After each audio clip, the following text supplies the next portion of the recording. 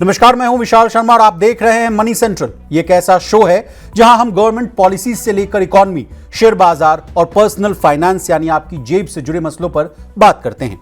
इन मसलों को आसान भाषा में विस्तार से समझाने के लिए हमारे साथ मौजूद हैं हमारे सहयोगी और वरिष्ठ आर्थिक पत्रकार प्रवीण शर्मा सर, आपका मनी सेंट्रल में बहुत स्वागत है। धन्यवाद विशाल। आज के मनी सेंट्रल में सबसे पहले बात करेंगे टेलीकॉम सेक्टर की AGR ड्यूज की। मोदी सरकार ने वोडाफोन आइडिया को राहत देते हुए उसके 53,000 करोड़ रुपए के AGR बकाये को इक्विटी में बदल दिया था। इसके बाद एयरटेल ने डिपार्टमेंट ऑफ टेलीकम्युनिकेशन को लेटर लिखकर पूछा था कि क्या वह वोडाफोन आइडिया की तरह अपने 41,000 करोड़ रुपए के AGR बकाये को इक्विटी में बदल सकती है। इस पर सरकार की तरफ से जवाब आ गया है। क्या सरकार एयरटेल को बड़ी राहत देगी, जानने की कोशिश करेंगे। इसके अलावा आज बात करेंगे भारत में कारों की मैन्युफैक्चरिंग पर आने वाले संकट की। भारत में कार बनाने वाली कंपनियों को एक बड़ा झटका लग सकता है। न्यूज एजेंसी रॉयटर्स के मुताबिक चीन की ओर से रेयर अर्थ मैग्नेट्स के एक्सपोर्ट पर लगाई गई पाबंदियों से देश में कुछ ही दिनों में गाड़ियों का प्रोडक्शन पूरी तरह ठप हो सकता है। क्या है ये पूरा मामला? ये रेयर अर्थ मैग्नेट गाड़ियों के किन किन हिस्सों में लगते हैं, जानने की कोशिश करेंगे। और अंतिम में चर्चा करेंगे जेफरीज की रिपोर्ट की। जेफरीज ने दावा किया कि अब दुनिया की अर्थव्यवस्था एक नए युग में प्रवेश कर रही है, जहां ब्याज दरें ऊंची होंगी, महंगाई बनी रहेगी और ग्लोबल पावर बैलेंस बदल सकता है। ऐसे में निवेशकों को और पॉलिसी मेकर्स को क्या करना चाहिए, आसान भाषा में समझने की कोशिश करेंगे। तो चलिए फटाफट करते हैं मनी सेंट्रल की शुरुआत। इस समय टेलीकॉम सेक्टर काफी बज़ में है। कभी वोडाफोन आइडिया को लेकर खबरें आती हैं तो कभी टाटा टेली सर्विसेज की बात होती है। ताजा मामला जो है भारतीय एयरटेल से जुड़ा हुआ है।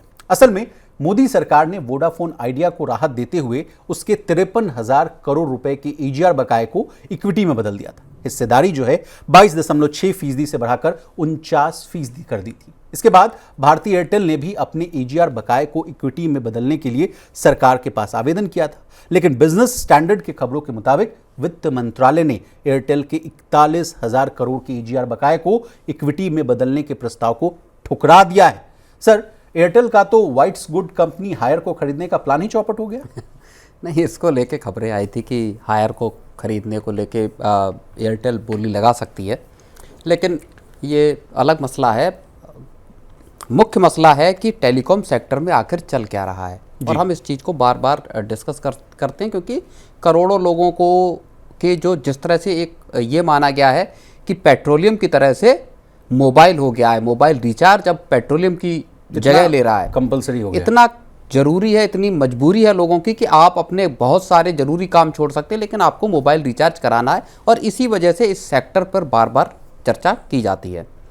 मोटे तौर पर 2 कंपनियां बची हैं, तीसरी कंपनी स्ट्रगल कर रही है। वोडाफोन आइडिया, एयरटेल और जियो तगड़े कद्दावर कंपनियां हैं जो इस सेक्टर में काम कर रही हैं। सर, अब सरकार ने जब 2021 में जब वोडाफोन आइडिया ने टेलीकॉम रिफॉर्म पैकेज मंजूर किया, अपना उसको ऑप्ट किया, लिया, तब सरकार ने उसके 53,000 करोड़ रुपए के बकाया को अपना इक्विटी में कन्वर्ट कर दिया, जो कि 49% के करीब पे पहुंच गई है। लेकिन उसकी तर्ज पर हाल में ही ये आया कि एयरटेल भी चाहती है, जब बिल्कुल रिसेंट में पिछले 1-2 महीने पहले की बात है, जब 36,950 करोड़ का बकाया सरकार ने कन्वर्ट किया और फिर हिस्सेदारी पहुंची 49% पे। उसके बाद से ये गहमा गहमी शुरू हो गई कि क्या और कंपनियां भी इस बात की मांग कर सकती हैं। और फिर एयरटेल की तरफ से सरकार के पास प्रस्ताव गया कि हम भी अपने जो AGR का बकाया है 41,000 करोड़ रुपए का, उसको हम अपना कन्वर्ट कराना चाहते हैं इक्विटी में। कंपनी का तर्क ये है, कंपनी ये कह रही है कि सरकार की तरफ से चूंकि लेवल प्लेइंग फील्ड यानी बराबरी का जो मौका सबको मिलना चाहिए, उस तर्ज पर एयरटेल के पास भी ये ऑप्शन होना चाहिए, सरकार की तरफ से ये ऑप्शन दिया जाना चाहिए कि आप चाहें तो अपने AGR बकाया को इक्विटी में कन्वर्ट करा लें। अब देखिए ना प्रवीण सर, अगर ये प्रस्ताव अगर मंजूर हो जाता तो सरकार के पास 2 से 4% के आसपास की हिस्सेदारी हो जाती। हिस्सेदारी आ सकती है जी, अगर सरकार इस चीज को मंजूर 41,000 करोड़ को बदल। लेकिन सरकार का तर्क इसमें दूसरा है जो सरकार ने दिया है। सरकार ने कहा है कि हमने वोडाफोन आइडिया के AGR बकाया को इक्विटी में कन्वर्ट नहीं किया है। अच्छा। हमने वोडाफोन आइडिया के जो स्पेक्ट्रम के बकाया थे उसको हमने इक्विटी में कन्वर्ट किया है।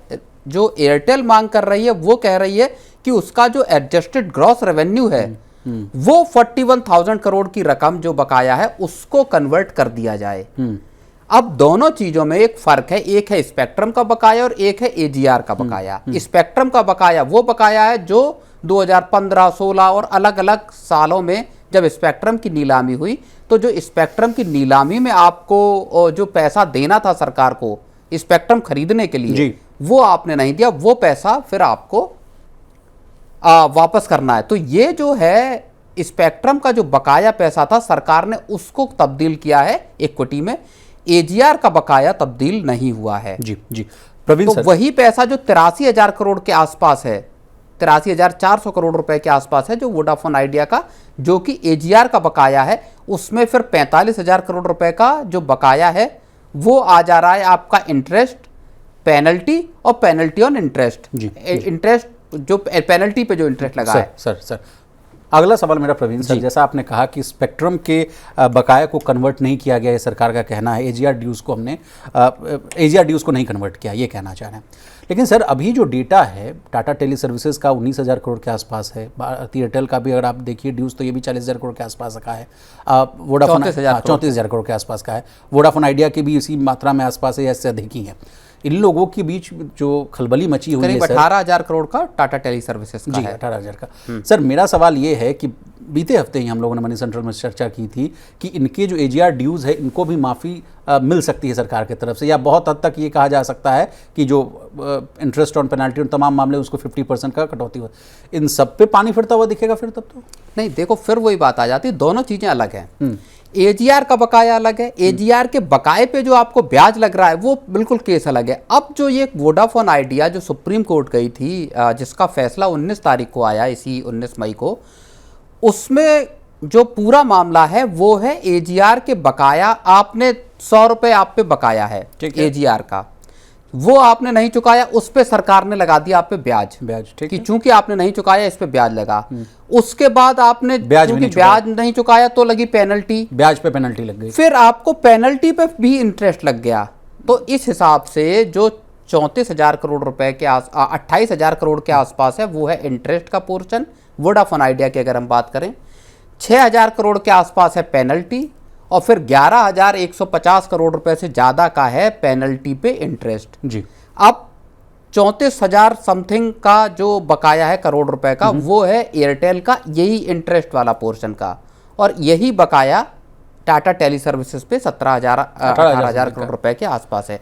अब इसमें जो बात चल रही है, जो खबरें आई हैं वो ये है कि सरकार जो आपका इंटरेस्ट है, इंटरेस्ट पोर्शन है, उसको 50% वेव ऑफ कर सकती है, माफ कर सकती है, लेकिन पेनल्टी और पेनल्टी पे जो इंटरेस्ट लगा है वो 100% वेव ऑफ कर सकती है। ओके। तो इस हिसाब से आप देखें तो वोडाफोन आइडिया की बड़ी देनदारी कम हो सकती है और इन कंपनियों की साथ ही साथ इनकी भी देनदारी काफ़ी रिड्यूस हो सकती है। प्रवीण सर अगला सवाल ये है कि लेवल प्लेइंग फील्ड की जो बात कही जा रही थी भारतीय एयरटेल की तरफ से, उसको सरकार क्यों नहीं मान रही? इसके पीछे का भी तर्क हम आपसे समझना चाहेंगे। क्या सरकार नहीं चाहती कि डुओपोली हो?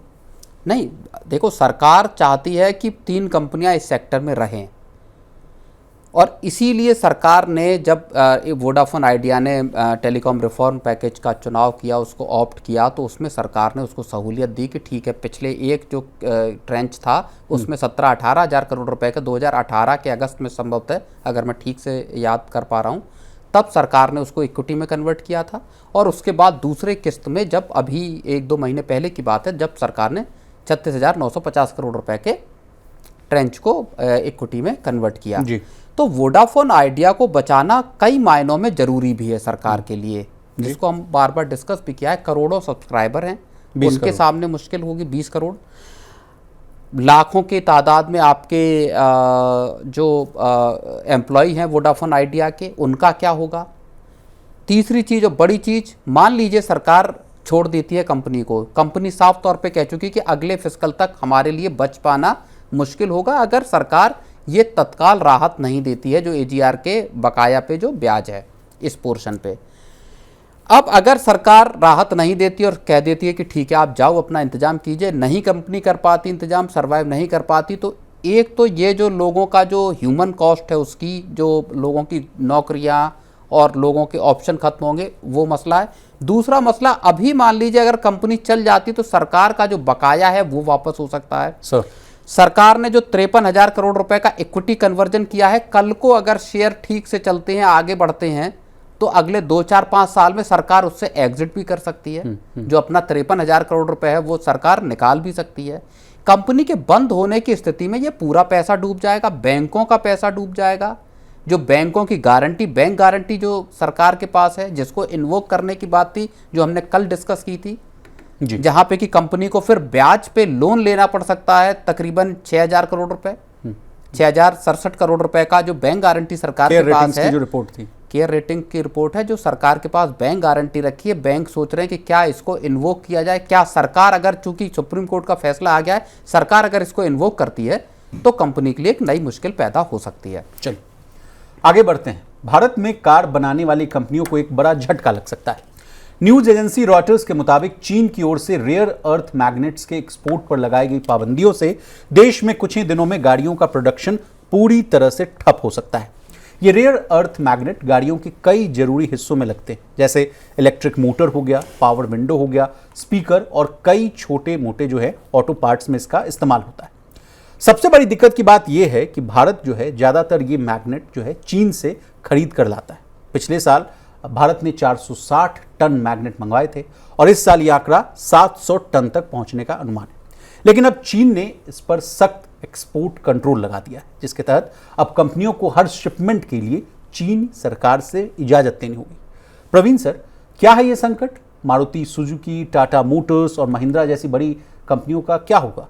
नहीं, बिल्कुल, ये टाटा हो गई, महिंद्रा हो गई या मारुति सुजुकी हो गई, कम से कम जो 3 देश की बड़ी कंपनियां हैं, इनके सामने एक बड़ा संकट आ सकता है। जैसी रॉयटर्स की रिपोर्ट है, जो रेयर अर्थ मेटल्स हैं उनकी जो शिपमेंट है या उनके जो एक्सपोर्ट करना है, उस पे चीन की सरकार इस वक्त बेहद सख्त है। सख्ती की शुरुआत कहाँ से हुई है? कहा जा रहा है सियाम ने एक सर गोपनीय चिट्ठी लिखी है। बिल्कुल, रॉयटर्स की खबर में इस बात का जिक्र है कि सियाम की एक चिट्ठी सरकार के पास पहुंची है और सरकार से तत्काल दखल देने की इस मामले में मांग की है। कहा है कि जो डिमांड के जो लेटर्स हैं उनको अप्रूव किया जाए, सरकार दखल दे और जो मुहैया कराए जाए ये मैग्नेट्स हैं। सर, अब चक्कर क्या है कि मामला इसमें असल में इसके तार जुड़े हुए टैरिफ के साथ। जो अमेरिका ने चीन पे टैरिफ लगाए, उसके बाद चीन ने अमेरिका को पूरी तरह से रेयर अर्थ मेटल्स की सप्लाई बंद कर दी, उस पर रोक लगा दी। और वो रोक फिर पूरी दुनिया के, उसमें भारत भी उसमें शामिल है। भारत के साथ भी चीन का विवाद रहा, लद्दाख का हमने देखा 2020 का, और उसके बाद से भारत ने भी चीनी कंपनियों पे कई तरह की सख्ती की। अब चीन पूरी दुनिया का 70-80% जो है वो रेयर अर्थ मेटल भेजता है। यूक्रेन भी है, अमेरिका ने यूक्रेन के साथ डील करने की कोशिश की, हुई नहीं रेयर अर्थ मेटल्स को लेके, जिसमें जो जेलेंस्की थे वो अमेरिका खुद गए थे। अब मसला इसी बात का है कि चीन जो सप्लाई कर रहा है, चीन ने कहा है कि आपको ये लेटर अपने सरकार से ऑब्टेन करना होगा कि हम जो रेयर अर्थ मेटल ले रहे हैं आपसे, इसका इस्तेमाल डिफेंस पर्पस में नहीं करेंगे। इसको आपको फिर जो एम्बेसी है वहाँ से इसको एंडोर्स कराना होगा। उसके बाद ये सप्लाई का जो डील है ये पहुँचेगी चीन, और फिर वहाँ से ये आएगा कि ये प्योरली कमर्शियल पर्पस से है, मतलब कारों में और इस तरह के इंडस्ट्री में लगेगा। इसका डिफेंस या रक्षा उससे लेना देना नहीं है। और बड़े पैमाने पे डिफेंस इक्विपमेंट्स में और उसमें प्लेटफॉर्म्स पे रेयर अर्थ मेटल यूज होते हैं। तो चीन की जो ये चाल है, ये असल में अब पूरे की पूरी ऑटो इंडस्ट्री पे भारी पड़ सकती है। सियाम के लेटर में माना ये भी जा रहा है कि ये कहा गया है कि हमारे पास सिर्फ मई एंड तक स्टॉक है रेयर अर्थ मेटल का। जो इस साल जो 450 टन की डिमांड थी, वो अगले साल बढ़कर 700 टन पर पहुंच सकती है मैग्नेट की। जी नहीं, इस चर्चा में मूडीज़ की एक रिपोर्ट को भी मैं इंक्लूड करना चाहूँगा सर। मूडीज़ ने अनुमान लगाया है सर कि भारत में कारों की जो बिक्री है वो 3.5% की दर से बढ़ेगी और 2030 तक ये 51 लाख यूनिट तक पहुंच जाएगी। तो जिस तरह से डिमांड यहाँ देखने को मिल रहा है, उसमें आप बेहतर जोड़ पाएंगे सर। जिस तरह से हमारी इनकम बढ़ती हुई नज़र आ रही है, लोग खरीदना चाह रहे हैं, एस्पिरेशनैलिटी बढ़ी हुई है, उस समय और जो कंपोनेंट जो है, एसेंशियल कंपोनेंट जो है, उसकी अभाव होना या उसका कमी होना, ये कितना चिंताजनक बात है सर? नहीं, बिल्कुल। मतलब भारत का कार बाजार दुनिया का तीसरा सबसे बड़ा कार बाजार है। अमेरिका, चीन के बाद भारत में सबसे ज़्यादा गाड़ियां बिकती है, सबसे बड़ा बाजार है और तेज़ी से ग्रोथ कर रहा है भारत का बाजार। ख़ास तौर पर अगर आप देखेंगे तो सस्ती गाड़ियां या जो अफोर्डेबल कारें थी उनके मुकाबले महंगी गाड़ियां ज़्यादा तेज़ रफ्तार से भारत में बिक रही हैं। एसयूवीज देख लीजिए या आप प्रीमियम सेगमेंट की, लग्जरी सेगमेंट की गाड़ियां देख लीजिए। सस्ती कारों की बिकने की रफ्तार सुस्त हुई है, जबकि एसयूवीज और लग्जरी कारों की जो बिक्री है उसमें मतलब अच्छा खासा उसमें इजाफा देखा गया। अब ऐसे वक्त पर जबकि मार्केट तेज़ी से ग्रोथ कर रहा है, बढ़ रहा है, एक्सपोर्ट भी कर रही हैं भारतीय कंपनियां, वहाँ पर अगर चीन की तरफ से सप्लाई रुकती है और दूसरे किसी देश से, जो यूक्रेन युद्ध में है, यूक्रेन के लिए सप्लाई लाइन का पूरा एक तरह से वहाँ से डिस्टर्ब है, क्या यूक्रेन से वो सप्लाई हो सकती है? क्या इतनी जल्दी सप्लाई लाइंस खोली जा सकती हैं? कहाँ से आपको अल्टरनेटिव सप्लाई हो सकती है? ये चीज़ें बहुत सारी तुरंत, जो जैसा कि मई अंत तक का जो एक अल्टीमेटम है कि उसके बाद चीज़ें, प्रोडक्शन ही हॉल्ट हो सकता है, प्रोडक्शन ही रुक सकता है, इस तरह की बड़ी एक वार्निंग सियाम ने जारी की है अपने चिट्ठी के जरिए कि अगर हमारे पास तत्काल शिपमेंट नहीं आए तो गाड़ियों का उत्पादन ही रुक जाएगा। तो ये एक वाकई एक बड़े संकट की बात है जिसको कि सरकार को इसमें दखल भी देना पड़ सकता है और किसी तरह से जो सप्लाई है उसको इंश्योर करना पड़ सकता है। नहीं सर, सियाम ने कहा है कि आवेदन को तुरंत मंजूर करें। अब तुरंत मंजूर करने के बाद लिखा हुआ है सर कि कुछ ही घंटों में इसको मंजूरी दी जाए। चीनी दूतावास और चीन सरकार पर दबाव बनाने की भी बात कही जा रही है ताकि वो प्रक्रिया में तेजी लाया जा सके। सर, इसी के साथ हम लोग कभी मतलब लंबी चर्चा करते रहते हैं ग्रोथ के आंकड़ों पर। जब हमारी चर्चा होती है सर, तो उसमें एक बहुत बड़ा फैक्टर होता है कार सेल्स का। अगर वहाँ ड्रॉप देखने को मिलता है तो आप बेहतर बताते हैं सर कि देखो कंजम्पशन नहीं है विशाल, लोगों के पास खर्च करने के लिए पैसा नहीं, इसलिए देखिए सेल्स में गिरावट देखने को मिल रही है। ऐसे समय में सर मान लीजिए प्रोडक्शन कम होती है, थमती हुई नजर आती है, इसकी वजह से ये उसकी एक टैक्टिस भी हो सकती है चाइना की कि अपना बड़प्पन दिखाना, अपने हेजेमनी को दिखाना। इसमें अगर मान लीजिए ये क्राइसिस बढ़ती है जी, तत्काल रिजॉल्व नहीं होती, तो इसका रिपल इफेक्ट्स बहुत लंबे दिखाई दे सकते हैं। उसकी वजह यह है कि जो ऑटोमोबाइल इंडस्ट्री है देश की, वो एक जो लेबर इंटेंसिव सेक्टर माना जाता है, जहाँ पे कि बड़े पैमाने पे वर्कफोर्स लगती है, चाहे ऑटो कंपोनेंट मेकर हो, चाहे गाड़ियाँ बनाने वाली कंपनियाँ, मारुति सुजुकी या टाटा या ऐसी कंपनियाँ हों, इन सब में लेबर की रिक्वायरमेंट बहुत होती है। बहुत सारी दूसरी इंडस्ट्रीज इनके साथ जुड़ी हुई होती हैं और देश की डिमांड जनरेट करने में या इकोनॉमी का पहिया खींचने में, चाहे कमर्शियल ऑटो सेगमेंट हो, चाहे पैसेंजर व्हीकल्स हो, पीवी हो चाहे सीवी हो, दोनों का बड़ा योगदान होता है। कमर्शियल व्हीकल्स की बिक्री, कमर्शियल व्हीकल्स के मूवमेंट, लॉजिस्टिक्स के मूवमेंट, उससे देश में आर्थिक गतिविधियों का पता चलता है। अगर वहाँ चीज़ें रुकती हैं, ठहरती हैं, तो न सिर्फ जॉब्स पे संकट आ सकता है जी। इसी वजह से जब छोटी कारों की बिक्री के रुकने की जब हम बात करते हैं, तब हम ये बताते हैं कि पूरे देश में क्या एक के शेप रिकवरी की बात चल रही है, जहां पे कि गरीब तबका है वो कम कमा पा रहा है और उसके पास खरीदारी के पर्याप्त मौके नहीं हैं। जी जी जी, चलिए आगे बढ़ते हैं और बात करते हैं जेफरीज की रिपोर्ट की। जेफरीज ने अपनी नई रिपोर्ट में कहा कि अब वो समय खत्म हो रहा है जिसमें यूरोपीय देशों की अर्थव्यवस्था कम ब्याज दर और कम महंगाई पर टिकी थी। अब अल्ट्रा लो इंटरेस्ट रेट और कम महंगाई का दौर खत्म हो चुका है। इसकी जगह एक नया दौर शुरू हो रहा है जिसमें ब्याज दरें जो हैं वो ऊंची रहेंगी और महंगाई स्थायी रूप से थोड़ी ज्यादा बनी रहेगी। रिपोर्ट का कहना है कि कोविड-19 के बाद और रूस यूक्रेन युद्ध के चलते सप्लाई चेन में जो बदलाव आए हैं वो स्थायी यानी परमानेंट हो सकते हैं। इसके अलावा रिपोर्ट में यह भी कहा गया कि चीन और अमेरिका के बीच टेक्नोलॉजी और ट्रेड को लेकर टक्कर है, आगे और इसमें तेजी होगी। इसका असर ग्लोबल निवेश और सप्लाई चेन पर पड़ेगा। प्रवीण सर, ऐसे में निवेशकों और पॉलिसी मेकर्स को क्या करना चाहिए? नहीं, बिल्कुल सरकार के सामने इस वक्त पूरा का पूरा जो एक, और जिसकी बात मैं आपको बताऊं, कल हम बात कर रहे थे इसी चीज़ की जिसका रघुराम राजन ने भी जिक्र किया है जी। उन्होंने जो बात कही है दरअसल वैसी सी ही बात कुछ जेफरीज की रिपोर्ट में भी कही गई है। रघुराम राजन ने ये कहा था कि हमको रिएक्टिव होने की ज़रूरत नहीं है, भारत को इस वक्त प्रोएक्टिव होने की ज़रूरत है। हमको अपनी पॉलिसीज़ को इस तरह का बनाना पड़ेगा जहाँ पे कि एक स्टेबिलिटी नज़र आए ग्लोबल इन्वेस्टर्स को। जहां पर कि एक टैक्स रिजीम ऐसी हो जो ट्रांसपेरेंट हो और जिसमें एक स्टेबिलिटी हो, एक स्थिरता हो, ताकि इन्वेस्टर जो आए, क्योंकि देखिए इस वक्त जो डिसरप्शन क्रिएट हुआ है, जिसकी बात जेफरीज की रिपोर्ट में भी कही जा रही है कि पूरी दुनिया, चाहे रूस यूक्रेन की जंग हो, चाहे अमेरिका और चीन के बीच में ट्रेड वॉर हो, इसकी वजह से पूरी दुनिया की जो सप्लाई चेन है वो डिसरप्ट हो चुकी है, डिस्टर्ब हो चुकी है। अब दुनिया के पास मौके कहाँ हैं? रघुराम राजन ने भी ये बात कही और जेफरीज भी, देखिए बराबर एक जैसी सी बातें हमको जानकारों की तरफ से सुनने को आती हैं। दोनों ये बात कह रहे हैं कि भारत इस मौके का फायदा उठा सकता है। खुद रघुराम राजन ने भी ये कल बात कही थी, उन्होंने कहा था कि भारत के पास इस वक्त एक बड़ा मौका है, बस आपको प्रोएक्टिव होकर काम करना, आपको सही फैसले उठाने इस वक्त तेजी के साथ।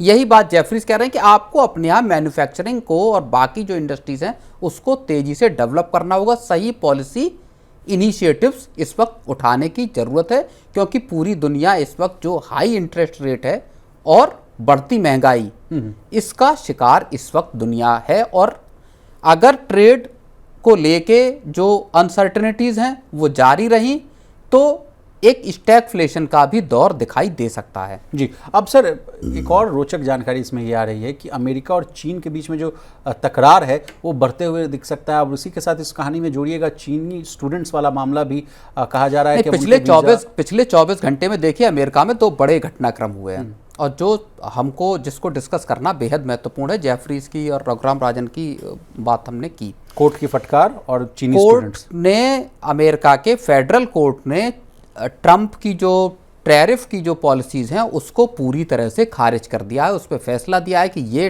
टैरिफ आप लागू नहीं कर सकते। ये कहा गया है 7-8 जो हैं वो याचिकाएं यूएस कोर्ट्स में हैं, जहां पे कि ट्रंप के जो टैरिफ जो रिजीम नई लाना चाहते हैं उसको लेके फैसला देने की मांग की गई, उसके खिलाफ लोग कोर्ट पहुंच गए हैं। उसमें यह कहा गया है और जो पिटीशन है उसमें यह कहा गया है कि ये ट्रंप का क्या ओवर रीच है, क्या वो इस फैसले को ले ही नहीं सकते जो फैसला उन्होंने लिया है टैरिफ इतने ऊंचे लगाने के। अब उसमें एक बात ये भी आ रही है कि भले ये सब सारी चीज़ें कोर्ट का फैसला है, लेकिन तब भी ट्रंप 15% का टैरिफ और अगले 90-100 दिन तक इस टैरिफ को लगाए रख सकते हैं। तो कुल मिला के पहली जो बड़ी चीज़ है अमेरिका से जो निकल के आ रही है वो ये है कि कोर्ट का ट्रंप को सबसे बड़ा झटका लगा है टैरिफ को लेके। अब क्या ट्रंप कोर्ट की बात सुनेंगे और टैरिफ पे अपने पैर पीछे खींचेंगे, ये एक देखने की बात है, जिसमें भारत पर भी 26% टैरिफ है जी, चीन पे भी लंबा चौड़ा टैरिफ 30% का फिलहाल जो सस्पेंड किया है टैरिफ उसके बाद भी 30% टैरिफ है सर।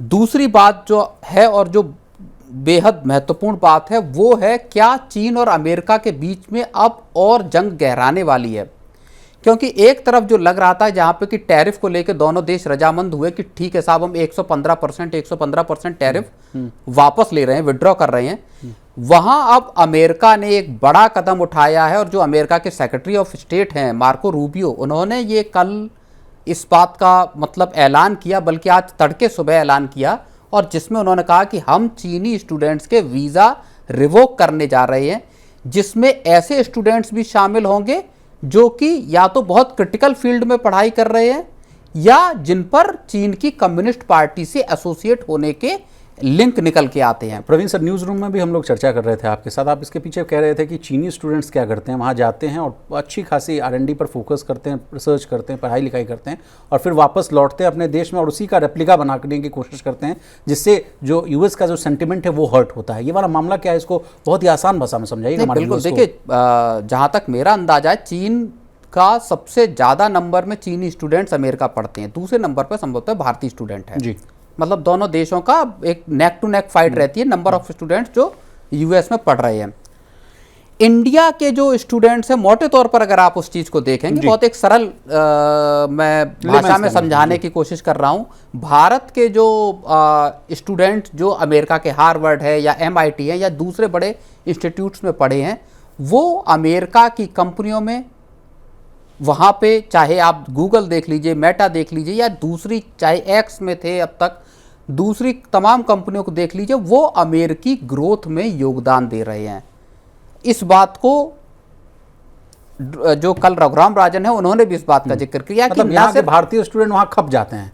खप जा रहे हैं, फिर जो कुछ है वो भारत आके यहाँ स्टार्टअप्स में ला रहे हैं और ग्रोथ को डिस्ट्रीब्यूशन कर रहे हैं। चाइना वाला मॉडल क्या है? चाइना का मॉडल ये है कि वो वहां से क्रिटिकल फील्ड से इंफॉर्मेशन कलेक्ट कर रहे हैं, चीजें सीख रहे हैं, और चीन में या तो सरकार के लिए काम कर रहे हैं और अमेरिका के खिलाफ चीन की पोजीशनिंग को मजबूत कर रहे हैं, चाहे चीन के डिफेंस सेक्टर में, चाहे स्पेस सेक्टर में, या ऐसी दूसरी जो इंडस्ट्रीज हैं उनमें वो आकर अपने वेंचर खड़े कर रहे हैं, जहां से खतरा किसको पैदा हो रहा है?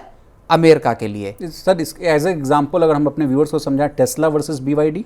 टेस्ला वर्सेस BYD कर लीजिए, चीन का आप डिफेंस का देख लीजिए, चाहे 5th जनरेशन के हो या 6th जनरेशन के फाइटर प्लेन्स का चीन ने उड़ा के दिखा दिया है। तो चीन की अमेरिका के साथ जो रस्साकशी या जो जंग है, एक कोल्ड वॉर जैसी रशिया के साथ या सोवियत संघ जिसको कहा जाता था, जिसके साथ लंबे वक्त तक चली, 40-50 साल अमेरिका की चली, वैसा क्या कोल्ड वॉर चीन के साथ अमेरिका का शुरू हो चुका है। क्योंकि न सिर्फ बात डिफेंस सेक्टर की है, जहाँ पे चीनी वॉरशिप हो, चाहे ये जो एविएशन के प्लेटफॉर्म हो, वहाँ पे चीज़ें खिंची हुई हैं, बल्कि ट्रेड में भी चीज़ें। अमेरिका को लगता है कि पूरा का पूरा उसका जो कारोबार है वो चीन अपने हाथ लेकर चला गया है। जी जी जी। अमेरिका के ना गूगल चलता चीन में, ना गूगल मैप चलता, ना एक्स चलता। चीन ने अपने सारे सोशल मीडिया से लेकर अपने नेविगेशन तक सारे टूल्स, सारे प्लेटफॉर्म अपने खुद क्रिएट कर लिए हैं, इंडिजिनस। तो अब अमेरिका का जो सर्विसेज देने वाली कंपनियां हैं वो वहां वर्क नहीं कर रही। अमेरिका की जो मैन्युफैक्चरिंग कंपनियां हैं वो सब बेस बनाए हुए हैं चीन में, चीन में प्रोडक्ट बना रही हैं और बेच रही हैं कहाँ? अमेरिका। तो जिस चीज को लेके एप्पल ने जिस तरह से बेसिस चेंज किए, भारत में लगाए, और अब ट्रंप कह रहे हैं एप्पल के CEO की कि साहब आप भारत बना के अमेरिका नहीं बेचोगे चीज, 25% का टैरिफ देना पड़ेगा, यहीं लेके आओ कंपनी, यहीं बनाइए, ताकि अमेरिका में नौकरियां पैदा हों। यहाँ ज्यादा तो भारत का अमेरिका के साथ जो टकराव है ट्रेड को लेके ही है सिर्फ, नंबर 1।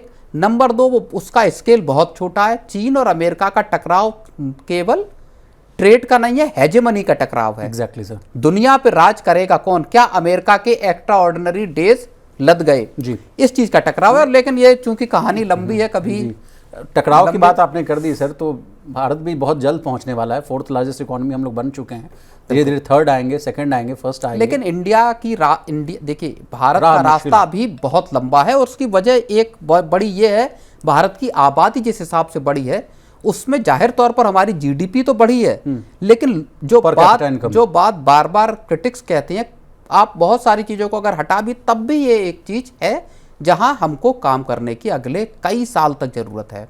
और वो है अभी गरीबी को भी इरेडिकेट करना है, अभी पर कैपिटा इनकम को भी बढ़ाना है, स्किल्स देने हैं, और फिर हर आदमी को रोजगार देना है। प्रवीण सर, आपका बहुत शुक्रिया, आपने अपना कीमती समय निकाला, चीज़ों को बहुत ही बेहतर तरीके से समझाने की कोशिश की, आपका बहुत शुक्रिया सर। तो आज के मनी सेंट्रल में बस इतना ही। इसी तरह देश, दुनिया और बिजनेस जगत से जुड़ी तमाम ताज़ा तरीन खबरों के लिए बने रहिए हमारे साथ और देखते रहिए मनी 9।